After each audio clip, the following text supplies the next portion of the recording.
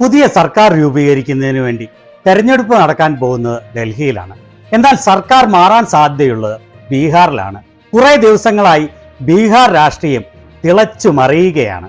ഈ വരുന്ന ജനുവരി 18-ാം തീയതി ബീഹാർ രാഷ്ട്രീയത്തിലെ ഒരു നിർണായക ദിവസമാണ്. ഈ ജനുവരി 18-ാം തീയതി പാറ്റ്നയിലെ മൗര്യ ഹോട്ടലിലേക്ക് RJDയുടെ എല്ലാ MLAമാരെയും MP മാരെയും ലാലു പ്രസാദ് യാദവ് വിളിച്ചിരിക്കുകയാണ്. ഇതേ മൗര്യ ഹോട്ടലിലേക്ക് ഈ 18-ാം തീയതി തന്നെ കോൺഗ്രസിന്റെ എല്ലാ MLAമാരെയും കോൺഗ്രസ് വിളിച്ചിരിക്കുകയാണ്. ഇതിലെ വലിയൊരു പ്രധാന കാര്യം ഈ മീറ്റിംഗിൽ രാഹുൽ ഗാന്ധി നേരിട്ട് പങ്കെടുക്കും എന്നുള്ളതാണ്. മറ്റൊരു പ്രധാന കാര്യം ജനുവരി 5-ാം തീയതിയും 6-ാം തീയതിയുമായി അമിത്ഷാ ബീഹാറിൽ എത്താൻ ഇരുന്നതാണ്. BJP നേതാവ് സുശീൽ കുമാർ മോദിയുടെ ജന്മദിനത്തിൽ പാറ്റ്നയിലെത്തി അവിടെ വെച്ച് നിതീഷ് കുമാറുമായി നേരിട്ട് കൂടിക്കാഴ്ച നടത്താൻ പ്ലാൻ ഇട്ടതായിരുന്നു.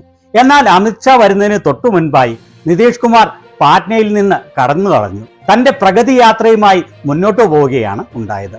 അമിത്ഷായുമായി അകലം പാലിക്കുക വഴി നിതീഷ് കുമാർ തന്റെ മനസ്സിലിരിപ്പ് വ്യക്തമാക്കുകയാണ് ഇവിടെ ചെയ്തത്.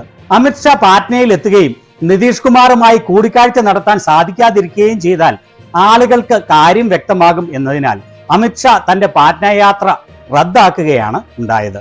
സുശീൽ മോദിയുടെ ജന്മദിനത്തിന് പോലും പോവുകയുണ്ടായില്ല. ആകെ ചെയ്തത് ട്വിറ്ററിൽ കൂടി അദ്ദേഹത്തിന് ജന്മദിനാശംസകൾ നേരുക മാത്രമാണ്. ഓർക്കണം, ഷാ പാറ്റ്നയിൽ എത്തുന്നതിന് മുൻപ് നിതീഷ് കുമാർ അവിടെ നിന്ന് കടന്നു കളഞ്ഞു. നിതീഷ് കുമാർ ഇതിനു തൊട്ടു മുൻപ് ഡൽഹിയിൽ എത്തിയപ്പോൾ അമിത്ഷായുമായി കൂടിക്കാഴ്ച നടത്താൻ വിസമ്മതിച്ചു. അതുപോലെ 18-ാം തീയതി രാഹുൽ ഗാന്ധി പാറ്റ്നയിൽ വെച്ച് കോൺഗ്രസ് MLAമാരുമായി കൂടിക്കാഴ്ച നടത്തുന്നു. RJDയും അതേ ദിവസം തന്നെ തങ്ങളുടെ MLAമാരെയും MP മാരെയും മൗര്യ ഹോട്ടലിൽ വിളിച്ചിരിക്കുന്നു. ഇതെല്ലാം ചേർത്ത് വായിക്കുമ്പോൾ ബീഹാറിൽ ഭരണമാറ്റം ഉറപ്പായിരിക്കുകയാണ് എന്ന് സംശയിക്കേണ്ടിയിരിക്കുന്നു. കോൺഗ്രസും RJDയും സർക്കാർ മാറുന്നതിനു മുൻപ് തങ്ങളുടെ MLAമാരുടെ അഭിപ്രായം അറിയാൻ ആഗ്രഹിക്കുന്നു. നിതീഷ് കുമാറിന്റെ കൂടെ കൂടി സർക്കാർ രൂപീകരിക്കുന്നതാണോ അതോ കോൺഗ്രസും RJDയും നിതീഷ് കുമാർ ഇല്ലാതെ ഒരുമിച്ച് മത്സരിക്കുന്നതാണോ അവർക്ക് മെച്ചമെന്ന് ഈ കാര്യങ്ങളുടെ ഗുണദോഷങ്ങൾ ചർച്ച ചെയ്യുന്നതിനാണ് ഇവർ ഈ മീറ്റിംഗ് വിളിച്ചിരിക്കുന്നത്. തേജസ്വി യാദവിന്റെ അഭിപ്രായം നിതീഷ് കുമാറിനെ കൂട്ടാതെ തെരഞ്ഞെടുപ്പ് നേരിടുന്നതാണ് RJDക്ക് മെച്ചം എന്നാണ്. എന്നാൽ ലാലു പ്രസാദ് യാദവിന്റെ അഭിപ്രായം മറിച്ചാണ്. നിതീഷ് കുമാറിനെ കൂടെ കൂട്ടി മുന്നോട്ട് പോകുന്നതാണ് നേട്ടമെന്നാണ് ലാലുവിന്റെ അഭിപ്രായം.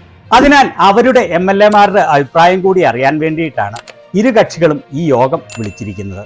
ബീഹാറിൽ നിതീഷ് കുമാർ BJP പക്ഷത്തു നിന്നും വേർതിരിയാൻ തീരുമാനിച്ചിരിക്കുന്നു എന്നുള്ളത് ഏതാണ്ട് ഉറപ്പായ കാര്യമാണ്. നിതീഷ് കുമാർ തങ്ങൾ BJPയോടൊപ്പം ആണെന്നും ഇനി ഒരിടത്തും പോകില്ലെന്നും എത്ര പ്രാവശ്യം പറഞ്ഞാലും സത്യം മറിച്ചാണ്.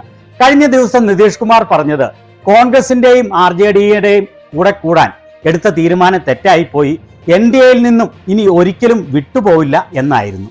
എന്നാൽ ഇപ്പോൾ പറയുന്നത് ഞങ്ങൾ ഇപ്പോൾ NDAയിലാണ് എന്ന് മാത്രമാണ്. അതായത് ഇന്ത്യ മുന്നണിയുടെ കൂടെ കൂടിയത് തെറ്റായിപ്പോയി എന്ന് ഇപ്പോൾ നിതീഷ് കുമാർ പറയുന്നില്ല. ഇത് BJPയുടെ ചങ്കിടിപ്പ് കൂട്ടുകയാണ്. കാരണം നിതീഷ് കുമാർ മലക്കം പറയുമ്പോൾ എല്ലാം സംസാരിക്കുന്നത് ഇങ്ങനെയാണ്. ഇതിനിടയ്ക്ക് നിതിൻ ഗഡ്കരി പറഞ്ഞ വാക്കുകൾ വലിയ കോളിളക്കമാണ് ഉണ്ടാക്കുന്നത്. നിതിൻ ഗഡ്കരി പറഞ്ഞത് ആളുകൾ അധികാരത്തിന് വേണ്ടി ഒരിടത്തു നിന്നും മറ്റൊരിടത്തേക്ക് ചാടാൻ ഒരു മടിയും ഉള്ളവരല്ല, രാഷ്ട്രീയത്തിൽ ഉപയോഗിച്ചു കഴിഞ്ഞ് ഉപേക്ഷിക്കുന്നത് സർവ്വസാധാരണമാണ് എന്ന്. അമിത്ഷാ വരുന്നതിന് മുൻപ് നിതീഷ് കുമാർ പാറ്റ്നയിൽ നിന്ന് മുങ്ങുക, ഷാ തന്റെ പാറ്റ്നയാത്ര റദ്ദാക്കുക, പ്രതിപക്ഷ കക്ഷികളായ കോൺഗ്രസും RJDയും അടിയന്തരമായി അവരുടെ MLAമാരുടെ യോഗം വിളിക്കുക. ഈ യോഗം നടക്കുന്ന 18-ാം തീയതി തന്നെ രാഹുൽ ഗാന്ധി പാറ്റ്നയിൽ എത്തുമെന്ന് വാർത്ത വരിക. ഇതെല്ലാം കൂട്ടി വായിക്കുമ്പോൾ തീർച്ചയായും സംശയിക്കേണ്ടത് 18-ാം തീയതി ബീഹാർ രാഷ്ട്രീയത്തിൽ വലിയ കാര്യം സംഭവിക്കാനുള്ള സാധ്യതയാണ്. ഈ പ്രാവശ്യം നിതീഷ് കുമാർ മറുകണ്ഠം ചാടാൻ തീരുമാനിച്ചുകൊണ്ട് മാത്രമായില്ല, RJDയും കോൺഗ്രസും നിതീഷ് കുമാറിനെ വീണ്ടും കൂടെ കൂട്ടാൻ തയ്യാറാവുമോ എന്നുള്ളതാണ് പ്രധാന വിഷയം. ഇതിനെ ആശ്രയിച്ചിരിക്കും നിലവിലുള്ള ബീഹാർ സർക്കാരിന്റെ ഭാവിയും നിതീഷ് കുമാറിന്റെ മറുകണ്ഠം ചാടാനുള്ള തീരുമാനവും.